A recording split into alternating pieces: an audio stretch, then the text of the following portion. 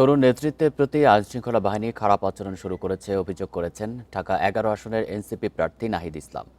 বিকেলে রাজধানীর ভাটারা নির্বাচনী প্রচারে গিয়ে তিনি এই মন্তব্য করেন। এ সময় তিনি আরও বলেন, শুক্রবার শাহবাগে গণমাধ্যম কর্মী ও ইনকিলাব মঞ্চের কর্মীদের ওপর হামলা আসন্ন নির্বাচনে আইনশৃঙ্খলা বাহিনীর ভূমিকা কেমন হবে তা নিয়ে বোঝা গেছে। তিনি বলেন, ১২ তারিখে আইনশৃঙ্খলা বাহিনীর আচরণের ওপর নির্ভর করছে ভোটের পরিবেশ কেমন হবে।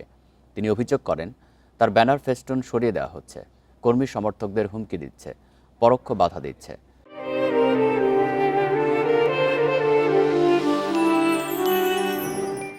তাই নির্বাচনের দিন সুষ্ঠু ভোট হওয়া নিয়েও আশঙ্কা রয়েছে তার।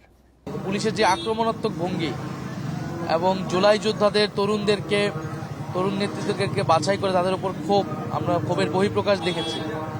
এটা একটা আশঙ্কা তৈরি করেছে। আমরা আশা করব যে পুলিশ সংযত হবে এবং দায়িত্বশীল ভূমিকা পালন করবে।